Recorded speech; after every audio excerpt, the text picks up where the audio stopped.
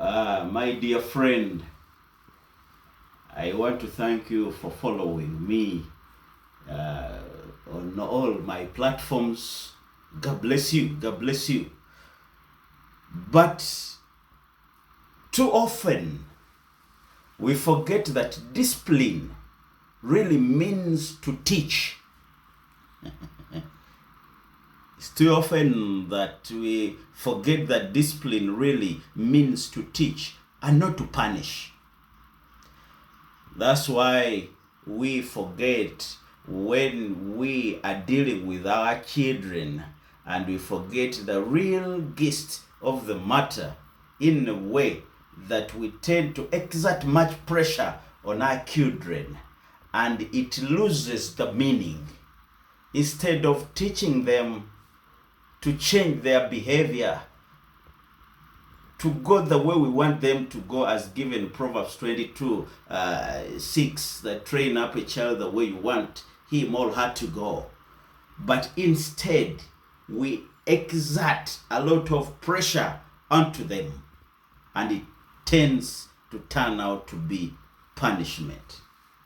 But listen, a disciple is a student. A disciple is a student, not a recipient of behavioral consequences. Let me repeat it once again, my dear viewer. A disciple, because the word, discipline, it is concocted from the word disciple.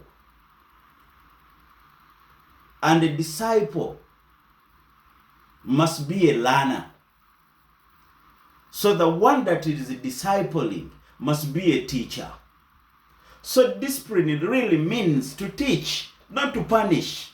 So a disciple is a student. In other words, your child becomes a student because you want to make him or her a disciple, your disciple, but not a recipient of behavioral consequences.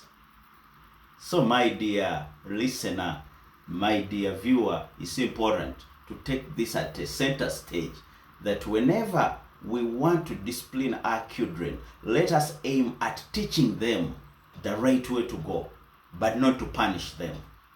Let us try to make them our disciples. That's why it is so important that we sink in certain doctrine that we tend to demand from them.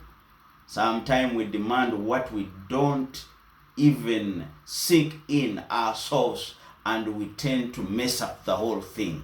So let us make them disciples, but let us be examples to them, so they are not meant to be recipient of any behavioral consequences, but they are a student, they are learners.